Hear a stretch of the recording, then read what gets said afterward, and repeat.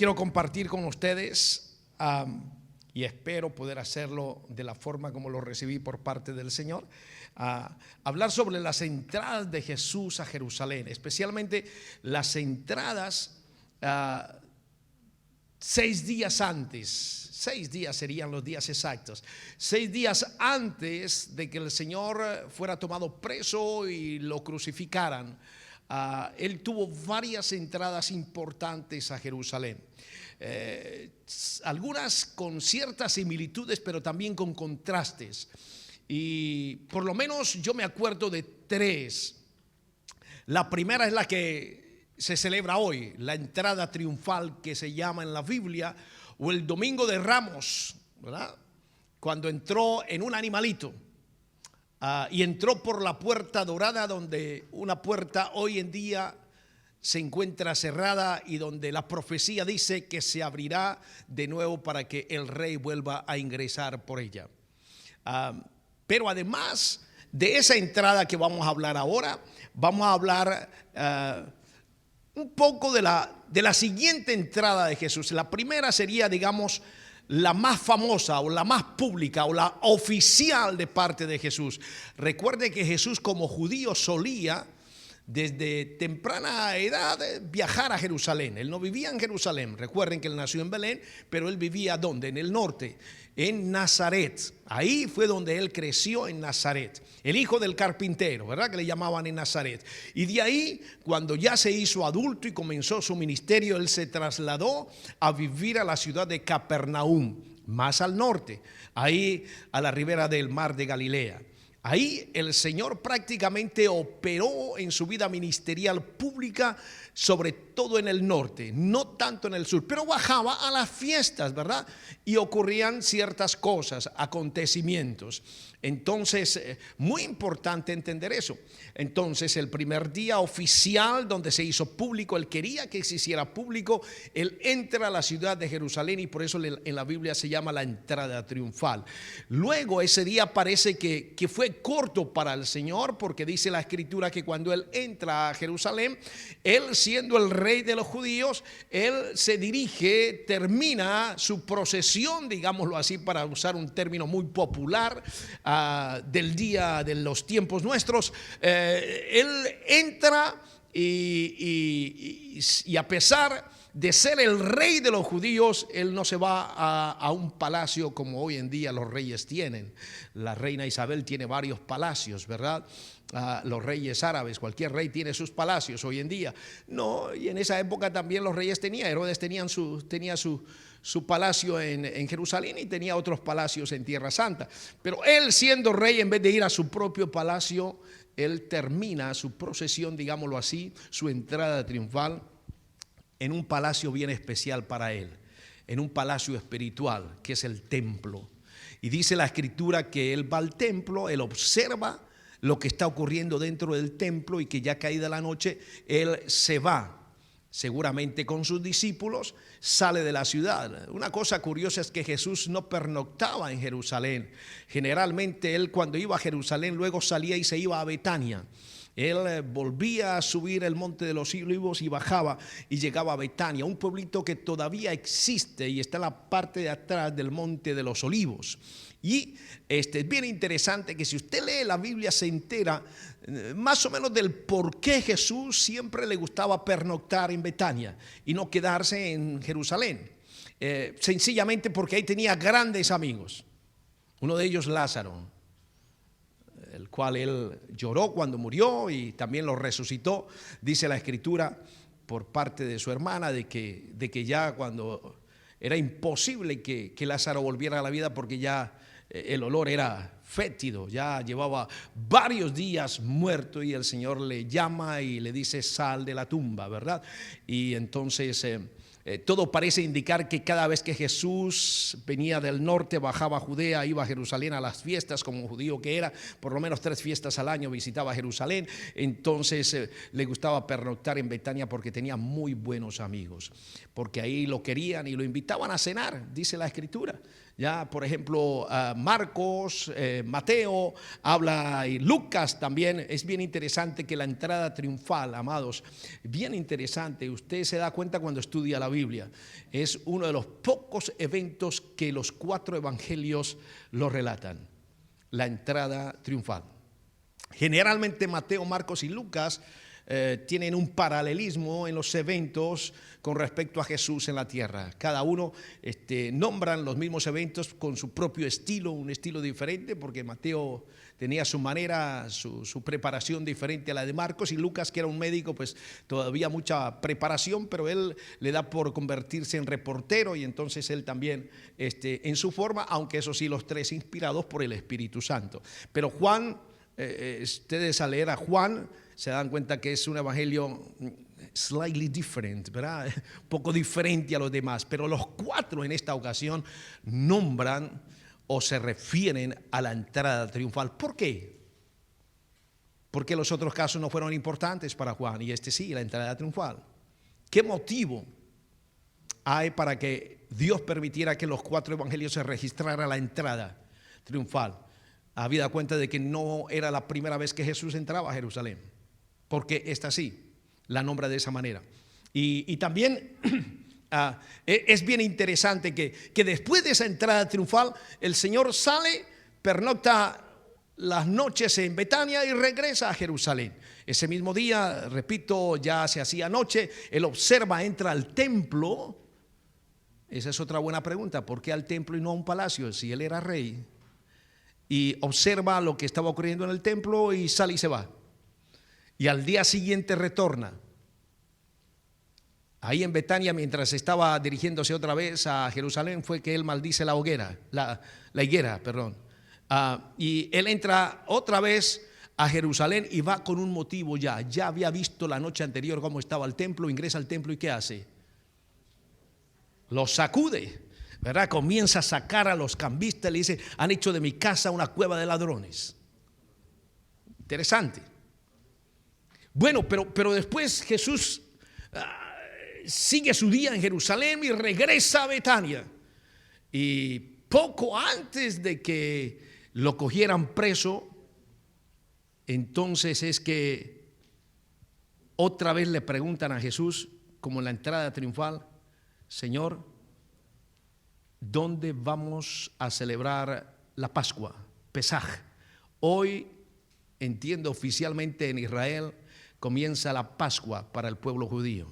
Y él, como judío, celebraba las fiestas, y una de ellas es la liberación, la salida de Egipto. Y entonces, bien curioso, una de las similitudes a las 2 entradas, digamos que la primera en el animalito fue una entrada oficial, pública. Él quería que todo el mundo se diera cuenta que él entraba por esa puerta y que entraba en un animalito. ¿Por qué? Pero la última entrada fue más o menos secreta. Señor, ¿dónde quiere que celebremos la Pascua? Y él dice: vayan a un aposento alto en Jerusalén y hable con el dueño, que nos preste el lugar. Y dice la Biblia que escogió a 2 de sus discípulos. Exactamente hizo lo mismo con la entrada triunfal, para ir en busca de los 2 animalitos, del pollino. Señor, ¿a dónde? No, van a encontrar en tal parte, vayan a tal lugar y ahí van a encontrar, tráiganmelo. Nadie lo ha montado. Y si alguien pregunta qué hacen con esos animales, díganle que yo se los devuelvo después. Interesante, escogió a otros. Dice la Biblia, escogió a 2 de los discípulos. Son cosas, similitudes con respecto a estas entradas. Entonces, una, la de hoy, la que hoy dicen el día Domingo de Ramos, fue popular, fue pública, fue oficial, y la otra fue más o menos secreta, donde solamente él quería cenar con sus amigos íntimos, con los que él había escogido. Y yo les invito a que abran su Biblia, amados. Vamos a leer primero Marcos. Vaya a Marcos capítulo 11. Qué interesante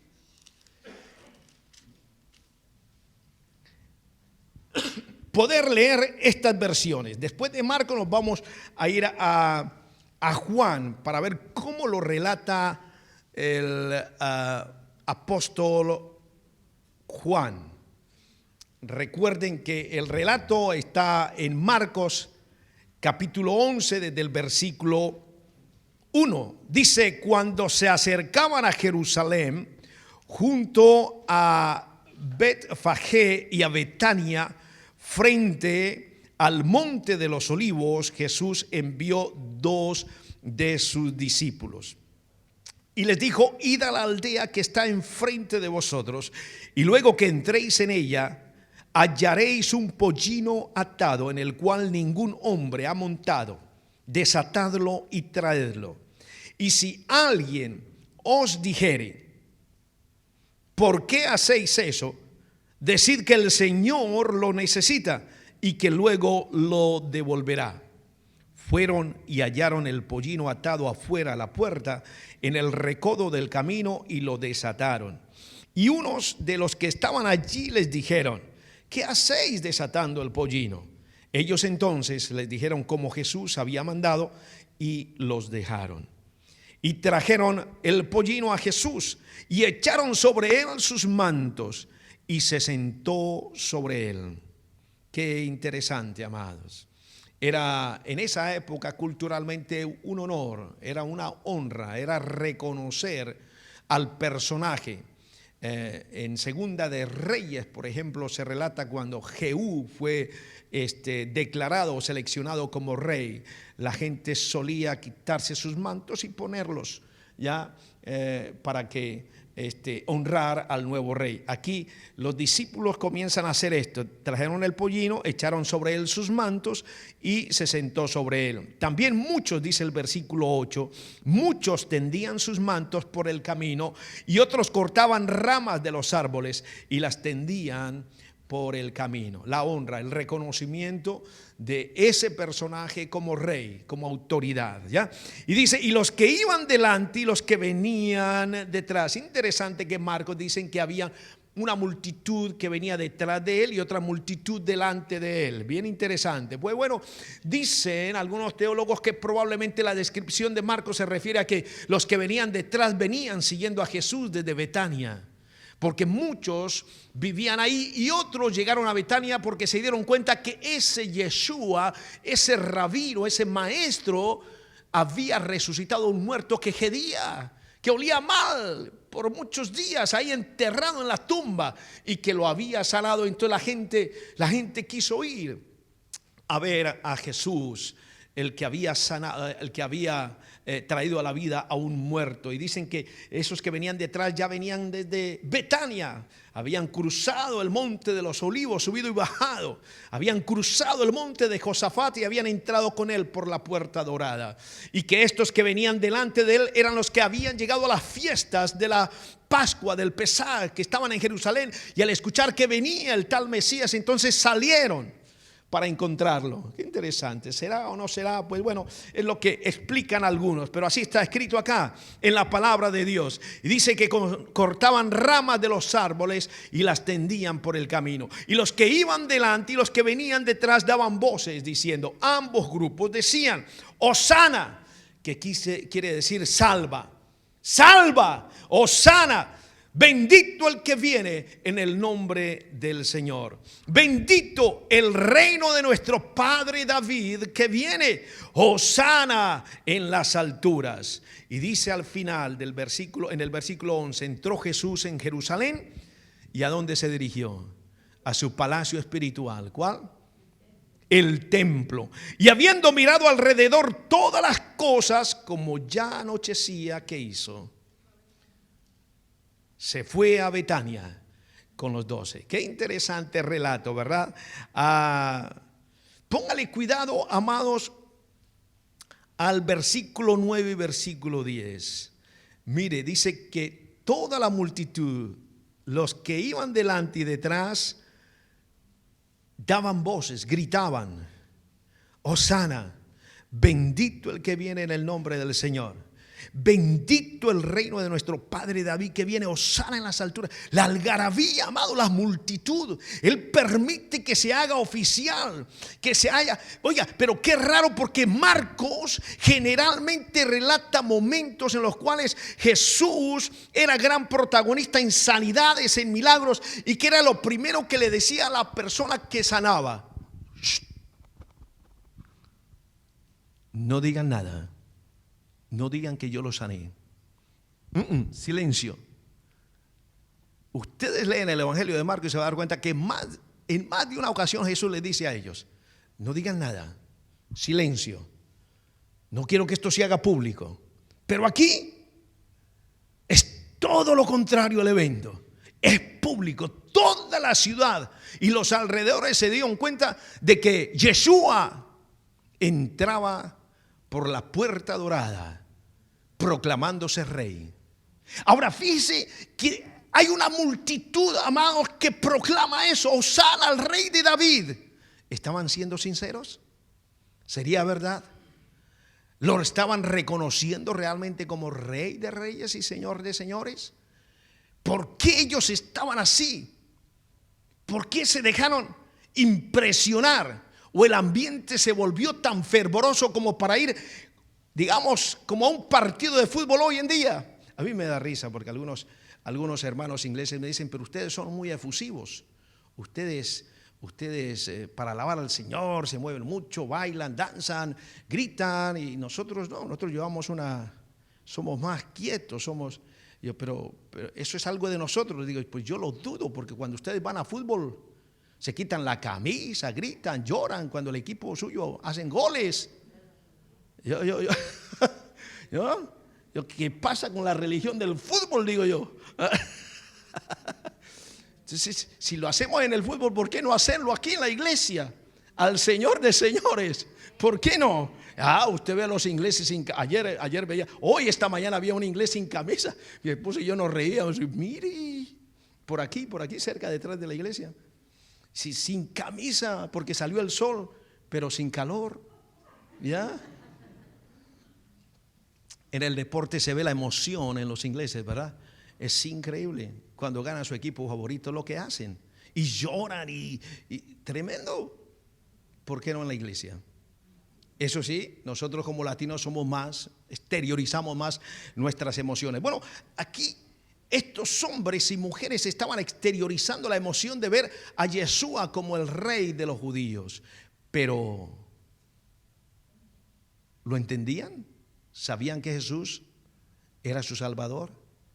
¿Acaso sabrían de que Jesús pocos días después iba a terminar no en un palacio, liberándolos de la esclavitud a la que eran sometidos por el gobierno romano?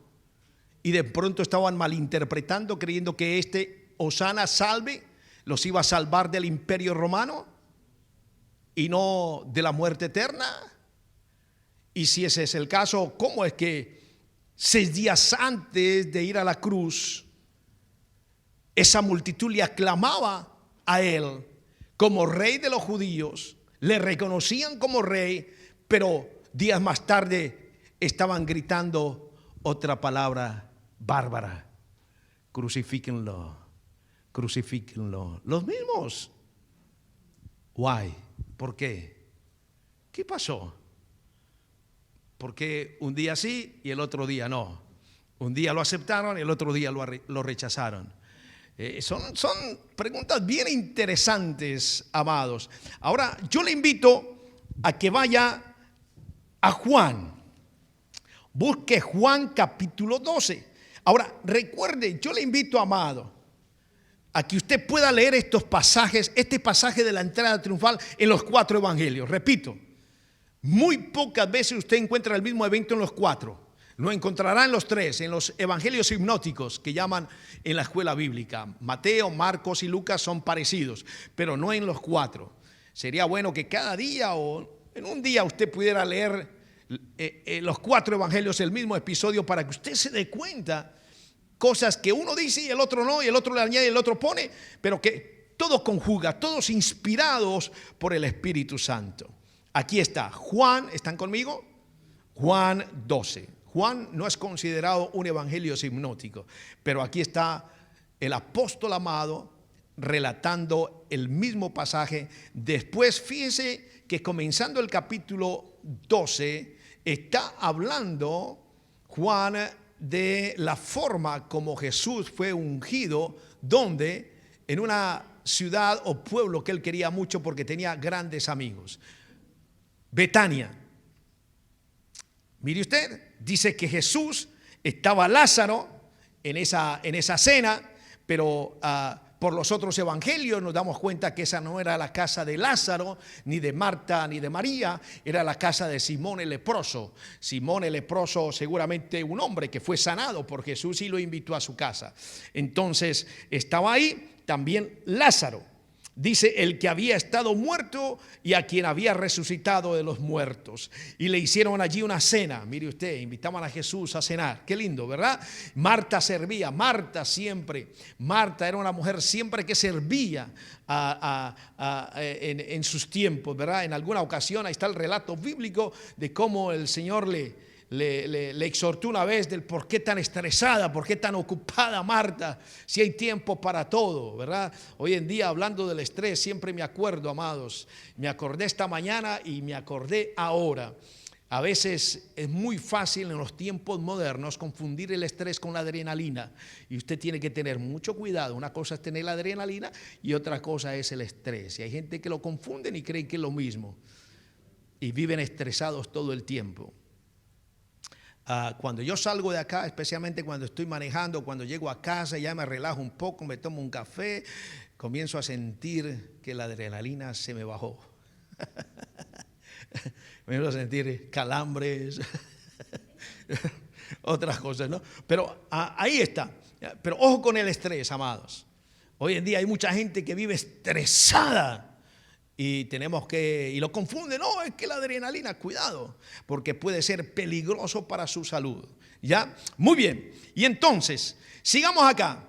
Dice la escritura que María tomó una libra de perfume de nardo puro. Eso costaba muchísimo, y entonces ahí dice Juan que ungió los pies de Jesús y los enjugó con sus cabellos, y la casa se llenó del olor del perfume. Y dijo uno de sus discípulos, nada más ni nada menos, el que le traicionaría, el ladrón del grupo, Judas: ¿por qué no fue este perfume vendido por 300 denarios y dado a los pobres? Mire usted, qué buena pregunta esa, ¿verdad? Hay gente hoy en día que hace esa clase de preguntas que parecen muy correctas, que parecen muy justas, pero que la intención es otra. Judas no estaba pensando de una manera transparente en realmente darle ese dinero del valor del perfume a los pobres. Él era el ladrón del grupo, ¿verdad?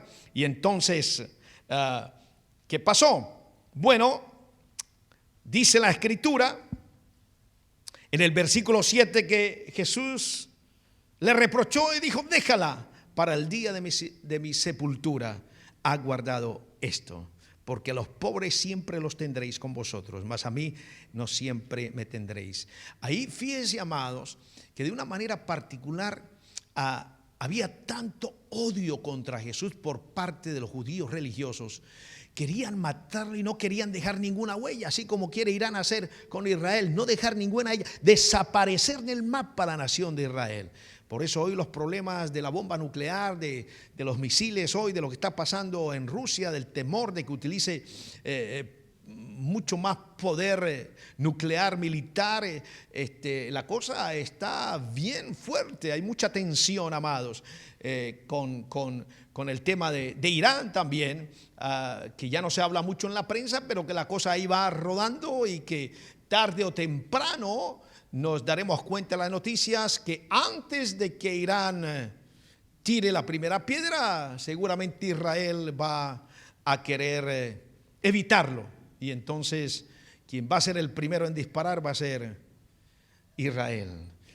Porque la intención de Irán es terminar con la nación de Israel. Bueno, fíjense que estos judíos no solamente querían matar a Jesús al ver tanta popularidad.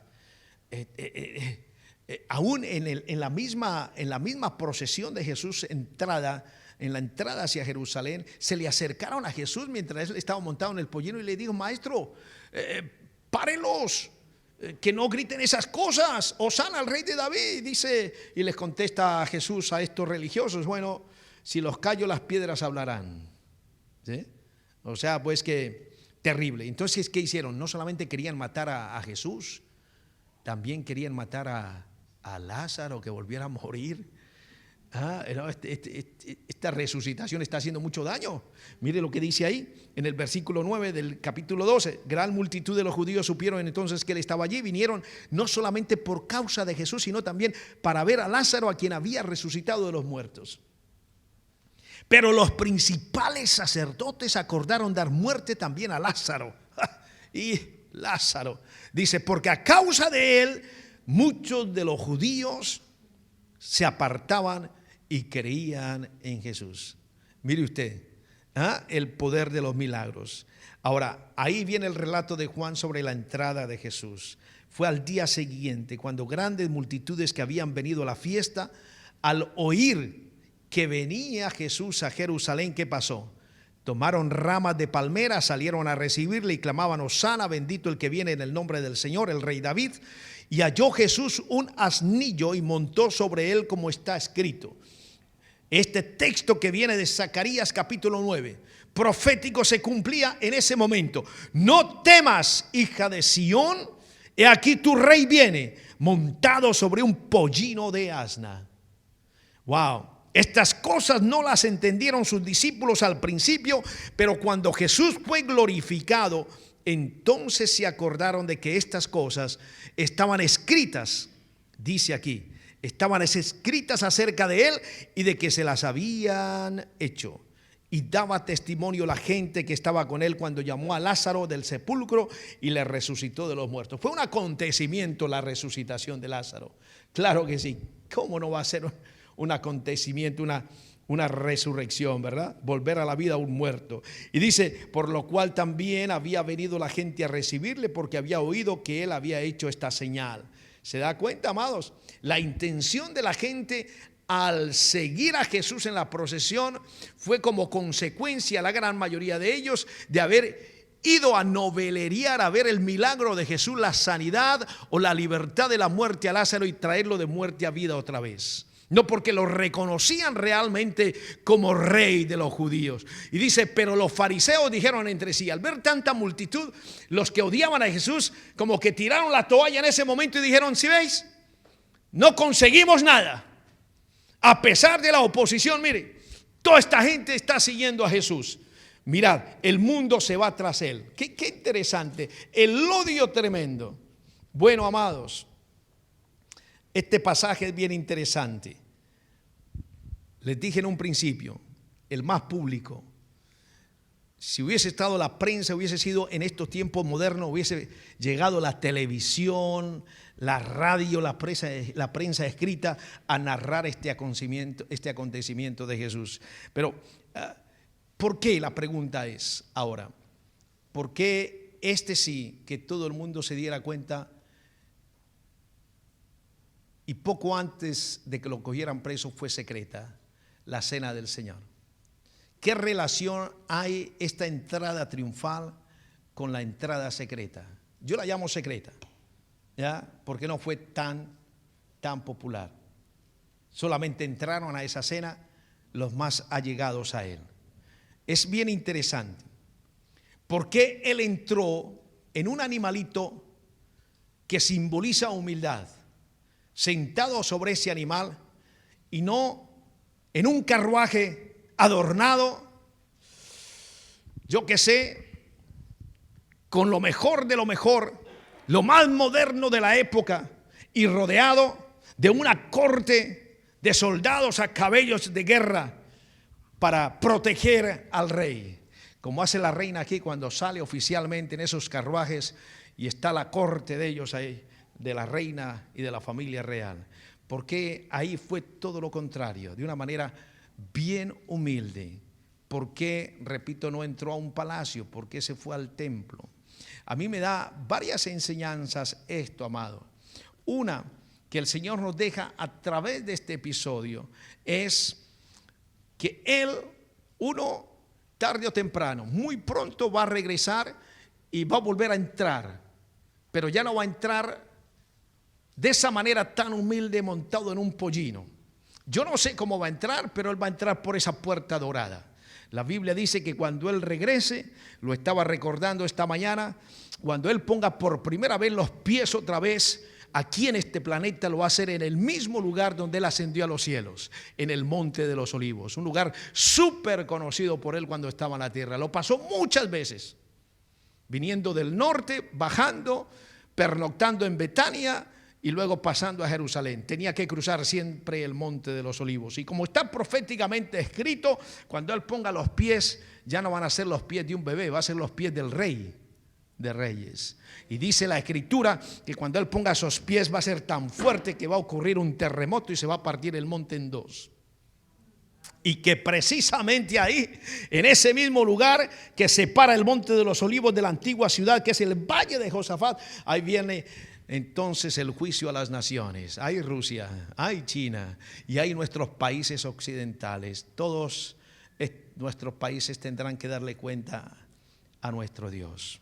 Y la Biblia dice, amados, que Él, de la misma manera, así como Él bajaba, descendía de los montes de los olivos y miraba esa preciosidad de la muralla y la antigua Jerusalén y lloró sobre ella, porque sabía lo que le iba a ocurrir a través del tiempo. También la Biblia dice que Él va a estar ahí, amados, gobernando por 1000 años. Y yo le hacía la pregunta a la iglesia esta mañana, ahora que viene como rey, ¿a dónde querrá Él habitar en la antigua Jerusalén? ¿En un palacio como Herodes o estará en el templo? ¿Dónde creen ustedes que el Señor va a habitar cuando gobierne 1000 años? ¿Dónde querrá estar? Él ama esa ciudad. Él ama volver a Jerusalén. Cuando Él venga al milenio, ¿a dónde va a estar el Señor? Pernoctando. ¿Dónde estará su presencia? Bien interesante que Él sale de un pueblito humilde como Betania, montado en un pollino, cruza el Monte de los Olivos, donde hay tantos sucesos bíblicos. Él pasa el valle, ingresa por la puerta dorada y ¡brum!, termina su procesión en el templo. ¿Qué tanto?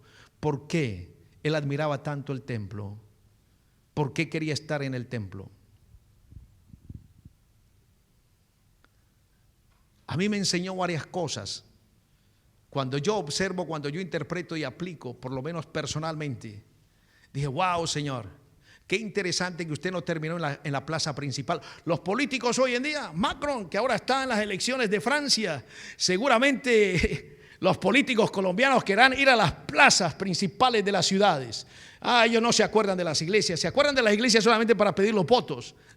Pero este rey terminó su procesión en el templo. ¿Por qué? A mí me dio una enseñanza.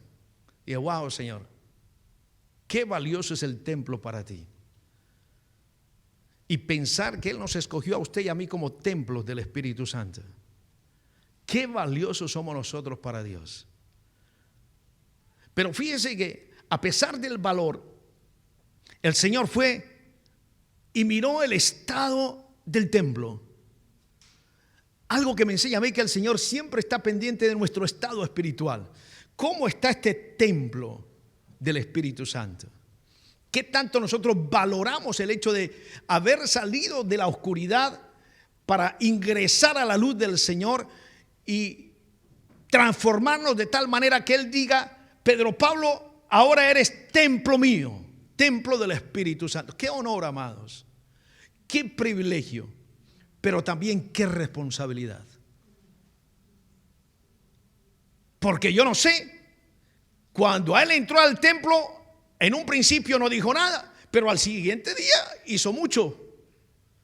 No fue y lo bendijo. ¿Qué hizo? Lo limpió. ¿Y cómo está nuestro templo? ¿Qué tan limpio está nuestro templo? ¿O qué tan sucio está nuestro templo? Eso fue una enseñanza para mí. La otra es la importancia del templo. Sabemos, todos lo sabemos y estamos de acuerdo. El templo no son estas 4 paredes. Esta es una escuelita que nos ha abierto las puertas. Pero cuando vinimos acá y consagramos este lugar como templo, donde el cuerpo de Cristo se reúne, tiene una importancia. Claro que tiene un valor. A veces me preocupa cuando enseñamos nosotros los pastores eso. No, el templo no son las 4 paredes. Somos nosotros, tenemos que salir. Es hecho, es una veracidad, es verdad. Pero ojo con este lugar, qué tanto lo amamos, qué tanto valoramos que el Señor nos ha abierto una puerta en este lugar para recibir la palabra, para congregarnos como cuerpo de Cristo. Qué tanto valor le damos a eso hoy en día. El Señor no fue a su palacio, no fue a la plaza principal, no fue al mercado de Jerusalén. Nosotros cada vez que vamos a Israel vamos al mercado. No, Él se dirigió directamente al templo. 2 cosas importantes: entrar por esa puerta dorada y una, terminar en el templo. ¿Dónde terminas tú? Hay gente que termina fuera de la iglesia, hay gente que termina en otras cosas, en cosas que desagradan a Dios. Qué interesante esto, amados. Tan importante el templo para Dios, que Él se va, se retira, pasa la noche en Betania, regresa y vuelve otra vez directamente al templo a limpiarlo, a poner orden. Increíble. ¿Y con qué autoridad hace esto? Le decían los fariseos. Este es mi templo. Aquí es donde se adora a Dios y ustedes lo han hecho una cueva de ladrones. Hoy en día hay iglesias así, infortunadamente. Hay muchos Judas, hay muchos Pedros no renovados. Es increíble. Y usted y yo, amados, que amamos al Señor. Esto no es una cuestión solamente de pastores. Yo creo profundamente que es una cuestión de la iglesia entera. De cuidar lo que Dios nos ha dado, de amar lo que Dios ama, de cuidar primero a nosotros como templo del Espíritu Santo, cuidarnos, vivir una vida digna conforme al corazón de Dios y también poder valorar, amar las posibilidades que nos da Dios. Ayer estuvimos en otros lugares, hoy estamos acá, mañana el Señor nos puede dar otros lugares. Valorar lo que Dios nos ha dado, amar lo que Dios nos ha dado. Es increíble la persecución hoy en día, amados, a las iglesias todavía. Yo oro mucho, amados, por mi país, porque yo sé que la cuestión va a ser más fuerte después de las elecciones. Yo siento que va a haber una tremenda persecución a la iglesia. En diferentes formas va a haber esa persecución. Si en China encarcelan pastores, en Palestina hay un pastor que están por liberarlo y lo quieren liberar ahora es porque ya se volvió popular a nivel internacional la noticia y el presidente de Palestina ya se dio cuenta y quiere que lo suelten pronto. Un hombre que no hizo absolutamente nada, que pastorea a unos cuantos pocos cristianos palestinos. ¿Y dónde están el resto? Han tenido que salir de su país. ¿Por qué? Porque los mismos palestinos, musulmanes, los sacan. No quieren a los cristianos ahí. Ellos quieren la historia, pero no quieren que se viva realmente el cristianismo en ese lugar. Ellos quieren la historia para vivir del mercado y del turismo, pero no quieren que realmente ahí donde nació Jesús, por ejemplo en Belén de Judea, que está bajo la autoridad palestina, realmente hay pocos palestinos cristianos. Y entonces a este hombre lo cogieron porque se reunió con un rabino. Y después, como en Colombia, o peor que en Colombia, un grupo de enmascarados le dispararon, cerraron la iglesia, le dispararon en la casa. Y ahora como se volvió internacional, entonces ya quieren, porque ya el señor Abbas dice que Jesús es palestino, fue palestino. Es increíble, pero porque nació en Belén. A mí me da risa, porque yo escucho eso y lo veo en la radio, en la prensa seria. Es increíble. Y se está haciendo esa publicidad siempre, que Jesús fue palestino. ¿Dónde sacan tanta mentira, man? Es increíble. Y este pastor y su familia sufriendo por no haber hecho absolutamente nada, solo porque se vio con un rabino, se entrevistó con un rabino. That's it. Es increíble. Bueno, ¿y qué del pastor o del maestro de la Biblia que mataron en Ucrania a tiros, queriendo salir 16 kilómetros, una caminata de Bucha a Kiev? Iba caminando, queriendo escapar de las balas. Él veía que era supremamente peligroso donde estaba y quería irse a la capital. Y ahí los soldados rusos le dispararon. Y lo encontraron junto a cientos más, junto a un hermano también de la iglesia. ¿Cuántos? Oremos por los hermanos de Ucrania, amados. Porque hay muchos que no se han querido ir, están ahí para ayudar a los necesitados. Pastores, evangelistas, misioneros que se han querido quedar ahí, en medio de las balas para ayudar a los necesitados. Y hay mucha mentira en las noticias, hay muchas cosas que van y vienen y la gente se cree cualquier cantidad de cosas distorsionadas, pero en realidad tenemos que orar, amado, por eso. Entonces, la persecución no solamente viene de países como China, Corea del Norte, los países musulmanes, viene de todas partes, amados.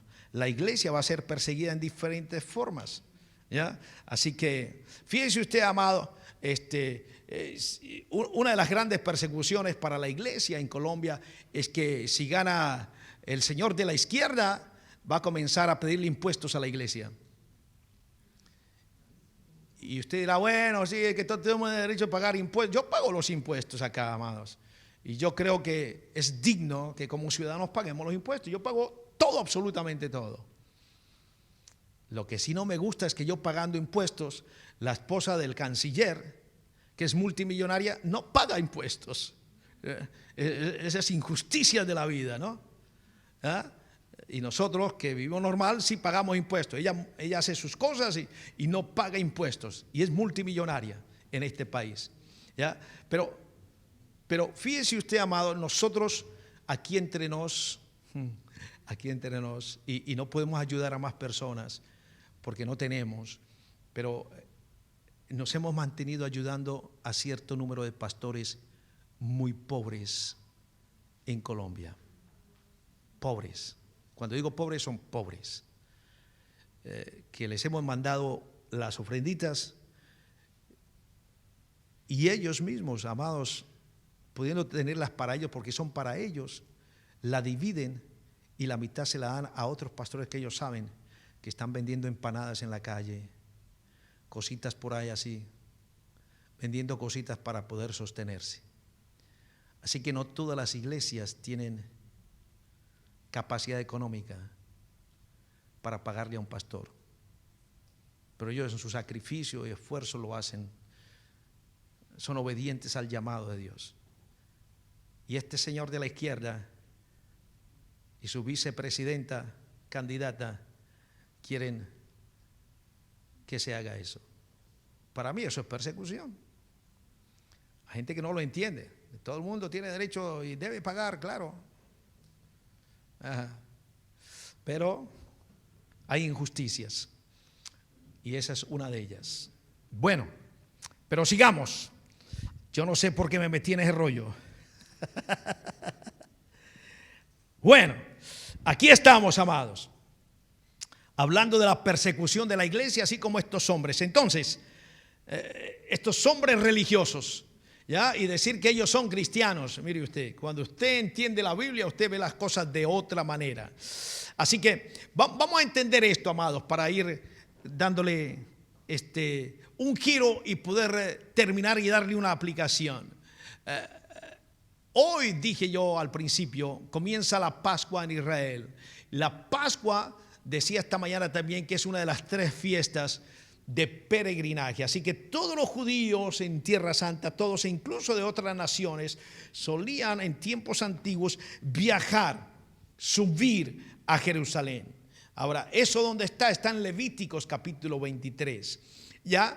Y es una fiesta que tiene una duración de 8 días, ¿verdad? Muy bien. Este año, repito, comienza en la víspera de hoy. Hoy es 10 de abril, ¿verdad? Ahora, la Pesaj, como ellos llaman, la Pascua judía, es bueno que usted lo ponga en perspectiva, porque la fiesta marca o se celebra por el fin de la esclavitud del pueblo judío en las manos de los egipcios. Es muy importante que usted entienda esto. Y el pueblo salió de Egipto celebrando ¿qué? La libertad. ¿Y qué es lo que celebran ellos durante estos 8 días? Eso, la libertad. Que fueron esclavos y que fueron libres. ¿Ya? Eso es muy importante. En el Antiguo Testamento, entonces, Los judíos, repito, viajaban 3 veces al año a Jerusalén. Ahora, es muy importante que nosotros tengamos un paralelismo con la fiesta del Antiguo Testamento. Jesús es llamado en la Biblia el Cordero de Dios, ¿ya? Los judíos tuvieron que ofrecer un cordero. Recuerden la historia. ¿Para qué? Al sacrificarlo, ¿qué hacían con la sangre? Pintaban los dinteles de las puertas, ¿verdad? Eso es. Entonces, algunos judíos les he escuchado decir que con la sangre del cordero sus casas fueron ungidas, dicen ellos, con la sangre de ese cordero que sacrificaron. De forma que el ángel de la muerte no penetrara y más bien pasara de largo. ¿Sí conocen la historia, verdad? Muy bien. Ahora, para nosotros como cristianos, como seguidores de Jesús, Él es el Cordero. Él es el Cordero inmolado, el que se inmola, ¿para qué? Para liberarnos de la muerte. Ya, si ven la similitud, para liberarnos de la oscuridad y también para liberarnos de la esclavitud, del pecado. Él vino a hacernos libres, ¿ya? Es bien interesante que Juan el Bautista relata lo siguiente. Cuando vio que Jesús se acercaba, él dijo lo siguiente a toda la gente: aquí viene el Cordero de Dios que quita el pecado del mundo. ¡Wow! ¡Qué interesante! Y Juan dice, por medio de él, del Cordero, de ese hombre que viene, de Yeshua, por medio de él, Dios les perdonará los pecados a ustedes. Qué lindo, amados. La similitud de la Pascua, ¿ya? Y el Señor llegó a la cena. Y cuando llegó a la cena, ¿qué le dijo a los discípulos? Esta sangre es del nuevo pacto. ¿A cuál pacto el Señor se estaba refiriendo? Al nuevo pacto. De todo aquel que creería en Él, sería libre de la esclavitud, de la libertad. Qué tremendo. Y los judíos, sin Yeshua, celebran la salida de la esclavitud de Egipto, de la libertad a la tierra de provisión, a la tierra de Canaán. Yo les invito a que nos pongamos de pie un momento, amados. Bendito sea el nombre del Señor.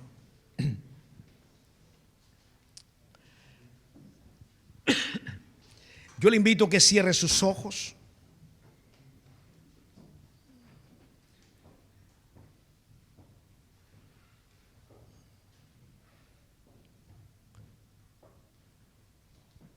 Señor de la gloria, en este pasaje que hemos leído, Señor, vemos como tú entras de una manera oficial a la ciudad santa de Jerusalén, Señor.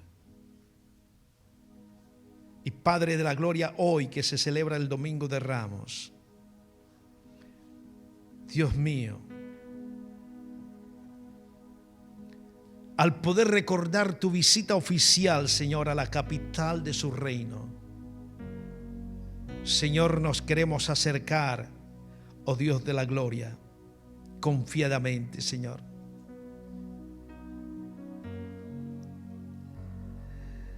El pueblo tuyo, Señor, el pueblo escogido por ti, oh Dios, todavía sigue esperando al Mesías, a ese rey esperado. Y Señor, pareciera que esta gente entendiera el motivo del por qué tú ingresabas montado en un pollino a la antigua ciudad, Señor. Ese día, Señor, y le aclamaban, Padre. Pareciera que entendieran, pero no todos tenían un corazón recto delante de ti. Y más bien estaban malinterpretando, Señor, su entrada. Ellos ciertamente querían ovacionar a su rey, pero no para una salvación eterna, sino para una salvación superficial, no duradera. Querían a un rey para que los liberaran de la esclavitud del imperio que gobernaba en esa época Tierra Santa. Ellos esperaban lo mismo que tú hiciste con ellos en Egipto, que los liberó del faraón. Ahora querían ser libres del imperio romano, pero no entendían, oh Dios de la gloria, que tú no venías a liberarlos humanamente, Señor, sino que tú traías una salvación mucho más profunda, una salvación que iba a perdurar para siempre, una salvación espiritual, oh Dios. Y por lo tanto, como no entendían, Señor, mientras iban el pollino, te aclamaban, pero antes, oh Dios, de ir a la cruz, ya clamaban que le crucificaran como un ladrón, como un hombre que cometió una falta. ¿Cómo cambian los corazones? ¿Cómo cambia el ánimo en nosotros, oh Dios? Un día creemos, otro día somos escépticos. Será, Señor, que si estamos entendiendo, Padre de la gloria, oh Dios, el papel tuyo de haber entrado como rey oficialmente a Jerusalén en un pollino, Señor, y si realmente estamos entendiendo eso, Señor, el papel del trono con la cruz, como cristianos, oh Dios, para tener más madurez, más conciencia, más solidez en lo que nosotros creemos, oh Dios. Entendemos realmente, Señor, el papel del sufrimiento de Jesús crucificado, oh Dios de la gloria, con ese papel de su gloria como Rey. ¿Será que sí lo entendemos, Señor? No queremos ser como estos que hacían parte de esta multitud, que te seguían, Señor, que te aclamaban, oh Dios, sin entender realmente, Señor, el significado del por qué tú viniste, Señor, a la tierra. Señor, perdónanos. Estos hombres lo que querían, Señor, era que tú te posicionaras políticamente y sacara a los gobernadores romanos de Tierra Santa. Perdónanos, Señor, si a veces te buscamos, venimos a la iglesia por el milagro, pero no porque te amamos, no porque tenemos una relación contigo. Perdónanos, Señor, si tenemos en poca estima el hecho de que no solamente nos has salvado, habiendo estado destituidos de tu gloria, separados, oh Dios, por el pecado, Señor, sin esperanza alguna, y tú nos sacaste de la oscuridad, Señor, para traernos al camino de la luz y darnos tu salvación, poner nuestros nombres en el libro de la vida eterna. Señor, perdónanos si no entendemos, oh Dios, por falta, Señor, de entendimiento de tu palabra, Señor. Ese papel importante, Señor, de la cruz, de morir por nuestros pecados, de derramar tu sangre, Señor. ¡Ja! Bendito Dios de la gloria. Todo para traer un beneficio, Señor, a nosotros. Todos para hacernos tuyos, para comprarnos con ese precio tan alto, Señor. Perdónanos, porque como sabemos que a nosotros no nos costó mucho, no tuvimos que sacar dinero del banco, de nuestros ahorros, no tuvimos que hacer nada para ganarnos la salvación, no la valoramos, Señor. Perdónanos, Señor. Ten misericordia de nosotros y ayúdanos a entender. No solamente eso, nos has salvado, Señor, sino que nos has separado para ser parte del cuerpo de Cristo. Y más, nos has dado el privilegio, viviendo nosotros en nuestros pecados, en nuestras concupiscencias, en esta carne, Señor, que nos hace caer, oh Dios, que nos hace meter en problemas, y sin embargo nos has escogido como templo del Espíritu Santo. Qué privilegio, Señor. Qué privilegio, Dios mío. Perdónanos, Señor, si no entendemos la responsabilidad del compromiso. Eso, la responsabilidad, es un privilegio que trae con ella una responsabilidad. Y Señor, yo no quisiera que algún día tú vinieras a reprenderme, o que tu espíritu saliera, Señor, me abandonara, porque este templo anda sucio, Señor. Oh Dios, yo no quiero eso, Padre de la gloria. No, Señor, tú no habitas, Señor,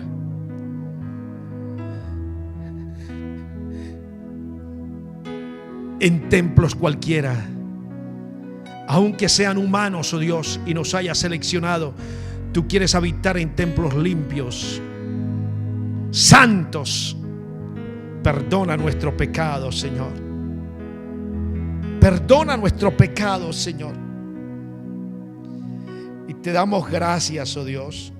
Ayúdanos, Señor, a mover las fichas de nuestra vida, aquellas que están torcidas, oh Dios, o que van en otra dirección, para honrarte de verdad, Señor, porque el tiempo está cerca, Señor, y no queremos ser sorprendidos por tu regreso, Señor. Ayúdanos a enderezar lo que está torcido, Señor, y a vivir dignamente, Padre de la gloria. Señor, ayúdanos a entender que en tus propias palabras, esto de la cruz, ahora que se está celebrando en el mundo occidental la Semana Santa, Señor, no es un caso de religiosidad cada año, de procesiones vacías, sino que es en realidad el fundamento sobre el cual se establece tu reino, Señor. Ayúdanos a entender en toda su dimensión ese papel, Padre de la gloria tuya, Señor. Te damos gracias, oh Dios. Y que así como no he querido, Señor, como ministro tuyo al predicar, Señor, que pase desapercibido esta fecha, Señor, de la entrada triunfal, porque me parece a mí emocionante, extraordinario, que los 4 evangelios, Señor, relaten este hecho maravilloso, Señor, de tu entrada. Yo siempre me pregunto como periodista, ¿qué hubiese pasado si eso hubiese corrido en nuestros tiempos? Ocurrido, Señor, seguramente toda la televisión mundial, los satélites, la prensa hablada y escrita estaría hablando de la entrada del Mesías a Jerusalén. Y seguramente estaríamos viendo cabezas en la televisión de gente que te seguía. Pero ¿qué tantos de ellos, oh Dios de la gloria, eran genuinos contigo, Señor? Estaban interpretando, estaban queriendo realmente reconocerte como Rey. Señor, esta iglesia te reconoce como Rey, como lo que eres, el Señor de señores, el grande, lo máximo, lo más maravilloso que nos ha ocurrido. Reconoce, Señor, lo que dice tu palabra, que estás sentado a la diestra de Dios Padre, que eres nuestro amigo, nuestro hermano mayor, nuestro Señor, nuestro Salvador, el Cordero, el León de Judá. Te reconocemos como el Rey de nuestras vidas, el Rey de este ministerio, Señor. Y reconocemos, como está escrito en tu palabra, que pronto se parará de esa silla maravillosa allá en la santa morada para regresar, Señor. y venir por nosotros, Señor, por tu iglesia, por tu novia. Aleluya. Y Señor, yo quisiera decirte, Señor, que tu novia te espera con ansias, oh Dios. Que quisiera, Señor, que todos viviéramos en santidad, Señor, y trayéramos gozo con nuestro vivir diario, Señor, a tu corazón, oh Dios. Porque ¿qué más podemos ofrecerte, Señor? Como decía David, ¿cómo voy a agradecerte? Si me has cuidado, me has protegido de la muerte, de tantos peligros, ¿cómo? Levantaré acción de gracias, te alabaré en el templo de mi Dios. Señor, ayúdanos a valorar lo que tú valoras. Es curioso, llamativo para mí que tú, Señor, no escogiste una casa especial, un palacio. Te fuiste directamente al templo. Señor, ayúdanos a valorar este templo que somos nosotros, Señor, a honrarlo, a glorificar tu nombre con nuestra manera de vivir. Y ayúdanos, Señor, a honrar este lugar como templo, como lugar de reunión de tu cuerpo, de tu iglesia, Señor, siendo tú la cabeza, Padre de la gloria. Nadie debe ocupar ese lugar tuyo, Señor, en este lugar. Tú eres la cabeza de la iglesia, oh Dios eterno. Entrónate, Señor, en nuestras casas, oh Dios. Señor, yo siento que hay necesidad de orar por las familias. Ahora, Señor, que hay tanto ataque del enemigo, Señor, sobre la juventud, sobre los niños. Oh Dios de la gloria, oramos, Padre, por ese retiro en España, Señor. Que las parejas, los matrimonios que vayan, Señor, sientan un refresco, algo especial. Que vaya más allá del viaje, de la estadía en ese hotel. Que haya algo especial ahí, Señor, para edificar, para fortalecer la vida de las parejas. Bendice, oh Dios, aún aquellos que no vayan, oh Dios, Padre, en sus casas, que se puedan organizar, corregir, vivir en paz, en gozo, en perdón, en libertad. Oh Dios, que haya una comunicación, un gozo de estar las parejas juntas, oh Dios de la gloria. Igual, Señor, con la familia, los hijos. Oh Dios, que se gocen estar al lado de sus padres y viceversa, Padre, oh Dios de la gloria. Bendice a cada familia, Señor. Bendice, Señor. Sé propicio a sus necesidades, Señor. Hay necesidades, oh Dios. Bendecimos los matrimonios. Bendecimos las parejas. Bendecimos las familias, oh Dios. Derrama bendición sobre ellos, oh Dios. Donde haya necesidad de una sanidad, Señor, tráela. Para ti no es imposible. Sana, Señor, sana. Sana, Padre, sana. Trae sanidad física, trae sanidad emocional, trae sanidad espiritual, trae sanidad, oh Dios. Tu palabra dice, Señor, yo lo creo, por eso oro así, porque tú dijiste que habías venido, Señor, a traer libertad a los cautivos, a sanar a los heridos de corazón, oh Dios, y libertad a los cautivos. Señor, en el nombre de Jesús, yo bendigo cada familia, Señor. No puede haber esclavitud, oh Dios de la gloria, en nuestras casas, Señor. Tú has venido a liberarnos. Pascua significa libertad, y tú eres nuestra Pascua. Tú eres el Cordero inmolado, oh Dios, que fue sacrificado en la cruz para traernos libertad, Señor. Por eso yo me acerco a esa cruz, oh Dios de la gloria, Señor. Y a través de la cruz, Padre, yo me pronuncio, Señor, aún de usar las alternativas como el poder de la sangre para limpiarme de toda maldad, para limpiar mi casa, oh Dios, para traer libertad, poder, autoridad, Señor, en el nombre de Jesús sobre mi hogar, sobre mi vida, Señor, la vida de familia, Señor, en el nombre que sobre todo nombre, en el nombre de Jesús. Pon, amado, amada, pon. Yo siento que el Señor está escuchando. Yo siento que hay un ángel ahí arriba esperando que suba el clamor de su pueblo en este momento. Pon esa necesidad de familia que tienes. Bendice, pon la necesidad, ponga a tu hija, ponga a tu hijo, ponga a tu cónyuge delante de la presencia de Dios en esta hora. Dígale: Señor, bendígale, tenga misericordia, Señor, de lo imposible, Señor. Oh Padre, haz lo imposible, Señor. Se me ha salido de las manos, no sé. Dígale: Señor, haz un milagro, bendice, proclame libertad, proclame sanidad. Pesaj es libertad. Jesús es el Cordero que vino a traernos libertad. Dígale: Señor, yo me sumerjo en la cruz. Mire, es tan poderosa la cruz, amado, que la palabra de Dios, cuando nos llama santos, es porque Dios Padre nos ve a través de la cruz de Cristo. Porque usted y yo no somos santos, pero cuando nos sumergimos en Cristo Jesús, llegamos a la cruz con humildad, usamos el poder de esa sangre derramada en la cruz. Papá Dios nos ve como santos a través de Jesús.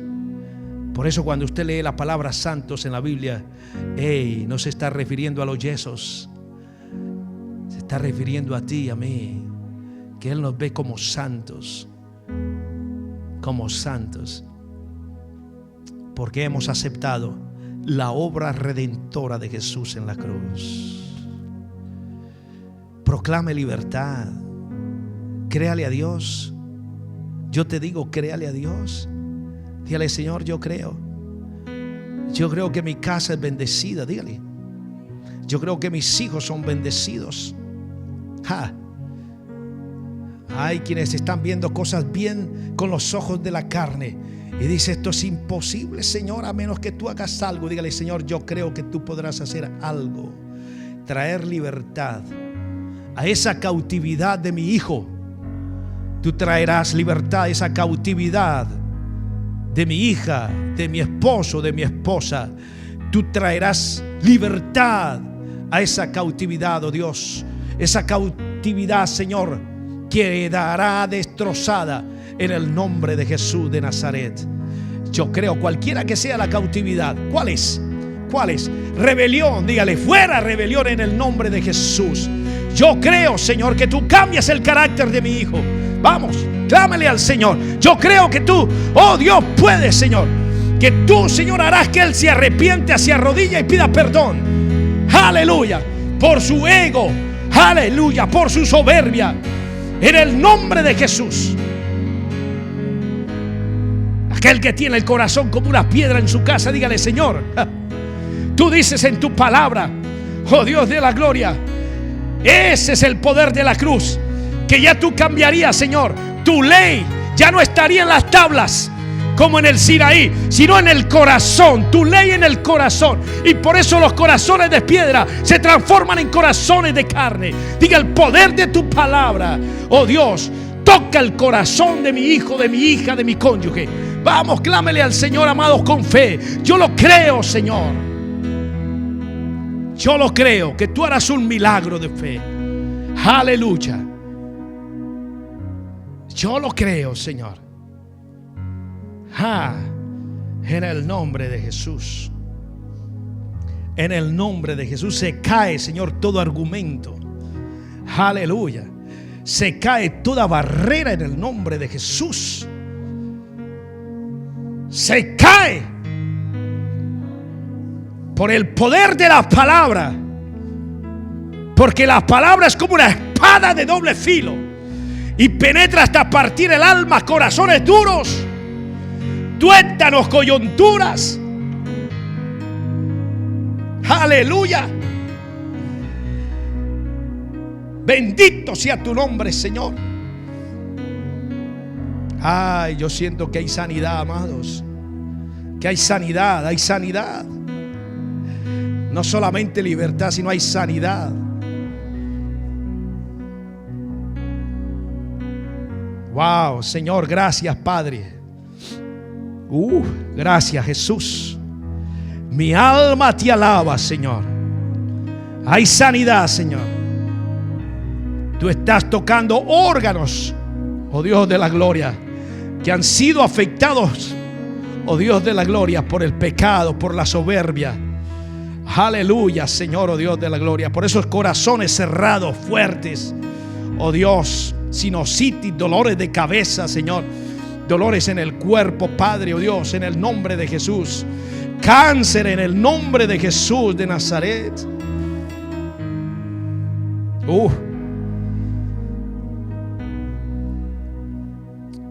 El poder de la cruz. Aleluya, Señor. Gracias por esa misión cumplida, Jesús, en la cruz del Calvario. Gracias por esa enseñanza. Ayúdanos, Señor, a vivir conforme a tu corazón. A vivir, Señor, como tú entraste, Señor, a la ciudad de Jerusalén, en un pollino, símbolo de humildad. Ayúdanos a ser humildes, oh Dios. Ayúdanos cada día a ser más humildes, más nobles, más justos.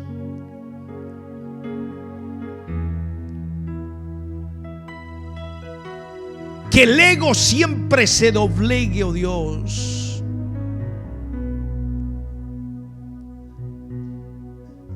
Que si ya no tenemos mantos como en aquella época, Señor, para poner en el piso o las ramas, oh Dios,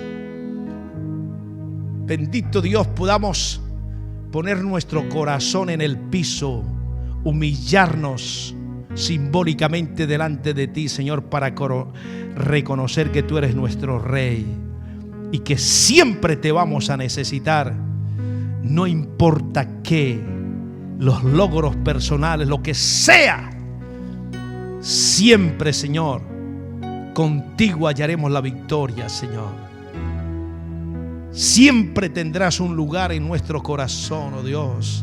Siempre habrá un lugar especial para ti, Señor, en el lugar que te corresponde en nuestro hogar, Padre. Siempre. Y que como padres podamos inculcarle a nuestros hijos que tú debes permanecer en un lugar especial en el corazón de ellos, oh Dios, y de sus futuros hogares, Padre, para que no hayan derrotas, para vivir bien, Señor, en tiempos aún de crisis como los que estamos viviendo. Padre, gracias. Gracias por este tiempo, Dios, de comunión, este tiempo de iglesia, Padre. Te alabamos y te glorificamos. Y el pueblo de Dios dice: amén. Démosle un aplauso al Rey de Reyes, Señor de Señores.